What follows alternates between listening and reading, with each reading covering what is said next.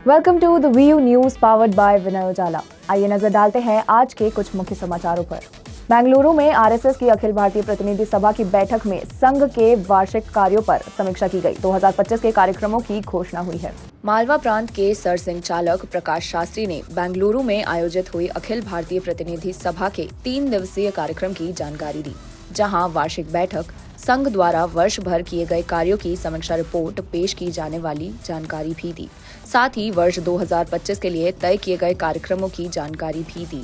बांग्लादेश सरकार के तख्तापलट के दौरान हिंदू परिवारों पर हुई उत्पीड़न पर मानव अधिकारों के हनन का प्रस्ताव पारित करते हुए संघ स्थापना के 100 वर्ष पूर्ण होने पर होने वाले कार्यक्रमों की जानकारी भी दी। मार्च 21, 22, 23 को बंगलुरु के पास चेन्ननहल्ली करके स्थान है, वहाँ पर राष्ट्रीय स्वयंसेवक संघ की अखिल भारतीय प्रतिनिधि सभा की बैठक हुई। संघ के 100 साल पूरे हो गए हैं। कोई विशेष आयोजन नहीं करने वाला है संघ इसमें।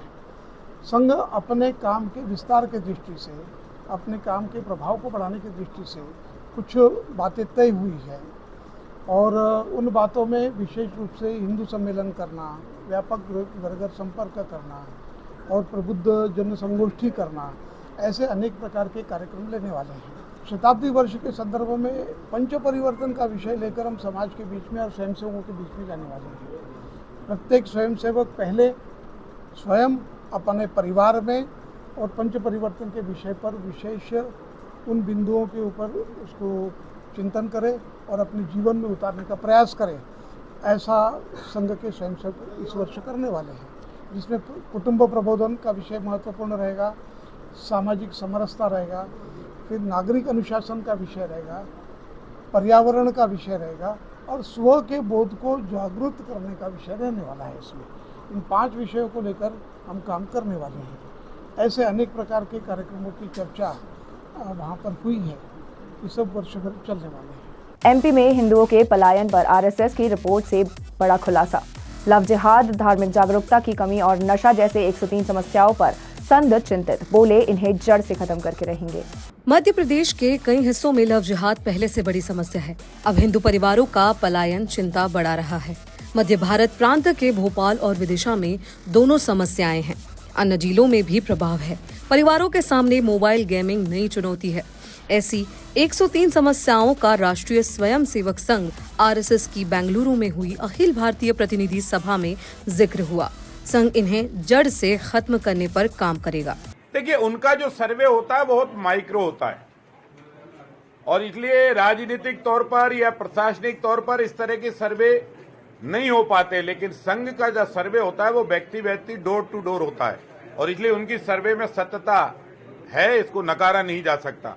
और समाज भी सक्रिय रहे, सब लोग अपने नाते रिश्तेदारों की सुरक्षा में भी सक्रिय रहें, सामाजिक संगठन भी सक्रिय रहें और हमारी और सबकी नैतिक दायित्व है कि डरे नहीं, लोग निडर होकर जहां रह रहे हैं वहां रहें और अगर कहीं कोई अपराधी इस तरह की वारदात करता है तो उससे लड़ने के लिए हम तैयार हैं, प्रशासन भी लड़ने के लिए तैयार है।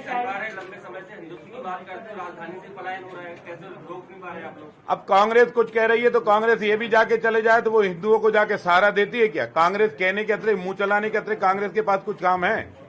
केवल मुंह ही चला रही है ना हिंदुओं के बारे में। तो कांग्रेस तो प्रयाग के गंगा जी के स्नान के बारे में भी कुछ भी कह देती है। कांग्रेस ने तो अयोध्या के राम मंदिर के बारे में भी कुछ भी कह दिया, तो आज दिनांक तक दर्शन नहीं गए। देखिए, भारतीय जनता पार्टी का जो चाल चरित्र और चेहरा है वो यही है कि वो इस तरह की अफवाहें फैलाओ, इस तरह का माहौल बनाओ जिससे कि 2 समुदायों के बीच में अविश्वास का माहौल पैदा हो। मैं समझता हूँ भोपाल गंगा जमनी तहजीब का शहर है। वर्षों से लोग एक साथ मिलजुल कर रहते हैं। यहाँ पर एक दूसरे के त्यौहार मनाते हैं, एक दूसरे के साथ में रहते हैं। कभी मैंने भोपाल में सुना नहीं, क्योंकि मैं खुद इस शहर का बाशिंदा हूँ, कि कभी भी हिंदू इलाकों से मुस्लिम्स का पलायन हुआ हो या मुस्लिम इलाकों से जो है वो हिंदुओं का पलायन हुआ हो। ये केवल और केवल मिथ्या बातें हैं, झूठ है, प्रपंच है और ये भारतीय जनता पार्टी का षड्यंत्र है। मुख्यमंत्री डॉक्टर मोहन यादव ने भोपाल के अंतर्राष्ट्रीय सहकारिता वर्ष 2025 के अवसर पर राष्ट्रीय स्तरीयता सम्मेलन में शामिल हुए। मुख्यमंत्री जी ने सहकारिता संस्थाओं के कृषक सदस्यों के लिए माइक्रो एटीएम का शुभारंभ भी किया, जिससे किसानों को डिजिटल लेन देन में सुविधा होगी। मुख्यमंत्री डॉक्टर मोहन यादव ने भोपाल के समन्वय भवन में अंतर्राष्ट्रीय सहकारिता वर्ष 2025 के अवसर पर आयोजित राज्य स्तरीय सम्मेलन में सहभागिता की। इस अवसर पर मुख्यमंत्री जी ने सहकारी संस्थाओं के कृषक सदस्यों के लिए माइक्रो एटीएम का शुभारंभ किया, जिससे किसानों को डिजिटल लेन देन में अधिक सुविधा मिलेगी। आज मैं सहकारिता के आज के इस कार्यक्रम में माननीय मंत्री विश्वास सारंगी के साथ शामिल हुआ। उम्मीद कर रहा हूँ कि ये जब बड़ा काम इतना नीचे स्तर तक जा रहा है, जिसमें सहकारिता की मूल भावना लाभ में सबका हिस्सा और समिति को पूरे पावर, इस भाव के आधार पर जो सहकारिता का आंदोलन चल रहा है, मैं बधाई देना चाहूँगा आज के अवसर पर जब हम सब इसमें शामिल हुए और धीरे धीरे करके ये प्रदेश भर में मूवमेंट बहुत बड़ा बनेगा। मेरी अपनी ओर से शुभकामनाएं। इंदौर में 130 पेटी बियर के अवैध परिवहन का खुलासा। यातायात पुलिस ने गलत रूट पर जा रही पिकअप गाड़ी पकड़ी। शक है कि ज्यादा बिक्री वाली दुकानों पर अवैध स्टॉक भेजा जा रहा था। इंदौर शहर की यातायात पुलिस के सूबेदार ने 130 पेटी अवैध रूट से परिवहन करती हुई एक पिकअप गाड़ी को पकड़ा है, जहां ड्राइवर गलत रूट से गाड़ी लेकर शहर में घुसा। पुलिस को आशंका है कि शराब ठेकों का अंतिम समय होने के चलते अन्य दुकानों की शराब ज्यादा बिक्री वाली दुकानों पर भेजी जा रही है, जो नियमों के विरुद्ध है। इंदौर शहर में नौलखा चौराहे पर हम लोग यातायात की जो जनरल चेकिंग है वो कर रहे थे। उसके दौरान एक वाहन प्रतिबंधित क्षेत्र में आते दिखा। उसको रोका, रोकने पर बताया उसने कि मैं शराब लेके जा रहा हूँ और ये जीपीओ पर लेके जा रहा हूँ। तो हमने उससे पूछा संबंधित दस्तावेज बताइए। उसके संबंधित तो उसने दस्तावेज बताया। तो परमिट में उल्लेखित था असरावत से जाना था उसको, देवगुड़ाड़िया होते हुए MR10 सुपर कॉरिडोर होते हुए बोरसी जाना था। तो हमने उसको बताया कि भाई ये तो अवैध है, इलीगल है। तो वो कोई जवाब नहीं दे पाया और बाकी अग्रिम कार्रवाई के लिए इसको संयोजन थाने के हस्तांतरण किया जा रहा है। तो कितनी पेटियां हैं, क्या टोटल 130 पेटी शराब है। अब कीमत का अंदाजा तो जब कार्रवाई होगी तब पता लग पाएगा। जी हाँ, प्रतिबंधित क्षेत्र में वाहन आता, इसलिए रोका गया था उस वाहन को और उसमें शराब पाई गई। नहीं, मालिक का भी कुछ नहीं पता है। अभी थाने में जो भी जांच होगी उसमें निकल के सामने आएगा कौन मालिक है, किसकी शराब। वेयर हाउस का परमिट भी ये लेके आया आदमी यहाँ पर, उसके साथ में वेयर हाउस का परमिट भी है। जी हाँ, परमिट साथ में है, लेकिन परमिट इस जगह के इस रूट का नहीं है। उस रूट में साफ लिखा हुआ है, उस परमिट के अंदर साफ लिखा हुआ है कि गाड़ी रूट का उल्लंघन नहीं कर सकती किसी भी कंडीशन में। कचरा प्रबंध सीखना है तो इंदौर आइए। कांग्रेस सांसद कार्ति चिदम्बरम ने तमिलनाडु सरकार को इंदौर की सफाई व्यवस्था सीखने की सलाह दी है। इंदौर के मेयर पुष्यमित्र भार्गव बोले, ये पीएम नरेंद्र मोदी के स्वच्छता मिशन की जीत है। देखिए, देश के यशस्वी प्रधानमंत्री नरेंद्र मोदी जी ने जब स्वच्छ भारत मिशन शुरू किया और उनके स्वच्छ भारत मिशन को पूरा करने वाला शहर इंदौर है। इंदौर अभी दुनिया में रोल मॉडल है सफाई और उसके मैनेजमेंट को लेकर। तो देश का कोई भी शहर देखना चाहता है, सीखना चाहता है, समझना चाहता है तो वो इंदौर आते हैं। कार्ति चिदम्बरम जी ने चेन्नई की सफाई व्यवस्था को लेकर कुछ प्रश्न उठाए और ये कहा कि इंदौर से सीखना चाहिए और इंदौर आप जाकर देख के आइए। तो कार्तिक चिदम्बरम जी ने अच्छी चीज़ को समझ के अच्छा करने के लिए कहा है। तो मैं तो ये कहूँगा कि इंदौर में सबका स्वागत है। यदि प्रधानमंत्री नरेंद्र मोदी के विजन को इम्प्लीमेंट करने वाला कोई शहर है तो वो इंदौर है। और अब तो विपक्षी भी इस बात को मानने लगे हैं। तो कार्तिक चिदम्बरम जी को इस बात की समझ आई, इसके लिए भी उनको साधुवाद है। अटल बिहारी वाजपेयी हिंदी विश्वविद्यालय में गैर मान्यता प्राप्त कोर्स पर कांग्रेस नेता भूपेंद्र गुप्ता ने उठाए सवाल। कहा कि बैचलर ऑफ इलेक्ट्रो होम्योपैथी और सर्जरी जैसे पाठ्यक्रम बिना किसी सरकारी मान्यता के चल रहे हैं, जबकि मध्य प्रदेश सरकार खुद विधानसभा में कह चुकी है कि इसे मान्यता देने का कोई इरादा नहीं है।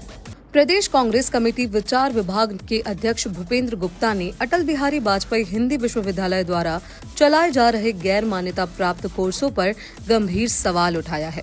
उन्होंने कहा कि विश्वविद्यालय bachelor of electro homeopathy and surgery जैसे पाठ्यक्रम संचालित कर रहा है, जबकि मध्य प्रदेश सरकार ने स्पष्ट रूप से विधानसभा में बताया है कि इस कोर्स को किसी भी सरकारी मान्यता प्राप्त काउंसिल का समर्थन नहीं मिला है और भविष्य में भी इसे मान्यता देने का कोई इरादा नहीं है। 16 दिसंबर 2024 मध्य प्रदेश की सरकार ने विधानसभा में ये सवाल हमने कांग्रेस के लोगों ने लगाया था संजय उइके जी के, हमारे विधायक के माध्यम से, और वो सवाल मैं आपको सुनवाना चाहता हूं और उसके बाद आपको समझ आएगा कि ये विज्ञापनों की कापियां मैं क्यों दिखा रहा हूं। संजय उइके जी ने पूछा था कि क्या आयुष मंत्री ये बताने की कृपा करेंगे कि प्रदेश में विभाग द्वारा बैचलर ऑफ इलेक्ट्रो होम्योपैथी एवं सर्जरी की काउंसिल कॉलेज पैथी को मान्यता दी गई है? यदि हाँ, तो किन किन काउंसिल कॉलेजों को कब कब मान्यता किस अधिनियम के तहत दी गई? यदि नहीं किया गया तो council of electro homeopathy system of medicine 32/1 MP Nagar Bhopal में किस आधार अधिनियम के तहत ये कोर्स संचालित किए जा रहे हैं? क्या विभाग BEMS को मान्यता देने अधिनियम बनाने का विचार कर रही है? इसमें सरकार के आयुष मंत्री श्री इंदर सिंह परमार ने जवाब दिया है, जी नहीं, ऐसी कोई मान्यता नहीं दी जा रही। दूसरे प्रश्न के उत्तर में उन्होंने कहा कि प्रश्नांश का के परिप्रेक्ष्य में खा का प्रश्न ही उपस्थित नहीं होता, अर्थात जब हमने मान्यता दी ही नहीं है तो हम ये कोर्स क्यों चालू करेंगे। और प्रश्नांश खा के परिप्रेक्ष्य में गा में भी प्रश्नांश उपस्थित नहीं होता, मतलब कि ये जो संस्था जो ये करवा रही है कोर्सेज चालू, ये संस्था सरकार इसको स्वीकार नहीं करती, मान्यता नहीं देती। और ये घा में कह रहे हैं कि जी नहीं, मतलब BEMS को मान्यता देने का अधिनियम बनाने का भी सरकार का कोई विचार नहीं है। इतने स्पष्ट उत्तर के बाद एक सरकारी यूनिवर्सिटी जिसका गठन हिंदी को बढ़ावा देने के लिए हुआ है, वो जो है मेडिकल के कोर्सेज संचालित कर रही है और विज्ञापन दे रही है कि आपको नौकरियां मिलेंगी, ये मान्यता भी मिलेगी और सारा मिलेगा, आइए पैसे जमा करिए और मज़े करिए। ये जो ठगी बेले बिहार राजस्थान जगह जगह पर होती थी नकली कोर्सेज के माध्यम से, वो अब मध्य प्रदेश में शासकीय संस्थाएं कर रही हैं। वो यही है कि हमारी मांग है कि सरकार इस बात की CBI जांच कराए कि अब तक कितने विद्यार्थी इन पाठ्यक्रमों में प्रवेश ले चुके हैं, कितनी उनसे फीस वसूली गई है, विश्वविद्यालय में इन विषयों की विशेषज्ञ फैकल्टी कौन है, और क्या इलेक्ट्रो होम्योपैथी उपचार करने या सर्जरी करने की कोई मान्य पैथी है नेशनली इंटरनेशनली। इसके जवाब सरकार को देना चाहिए, CBI से इसकी जांच करानी चाहिए और जो घोटालेबाज इसमें शामिल हैं उनके सूत्र निकाल के उनको, उनकी जगह अगर जेल है तो जेल भेजना चाहिए और उनकी जगह अगर शिक्षा के संस्थान में है तो उन्हें बाकायदा जाहिर करके माला पहना के उनको शिक्षक बनाना चाहिए। ऐसी ही खास खबरों के लिए बने रहें हमारे साथ द व्यू न्यूज़ पर, पावर्ड बाय विनय उजाला।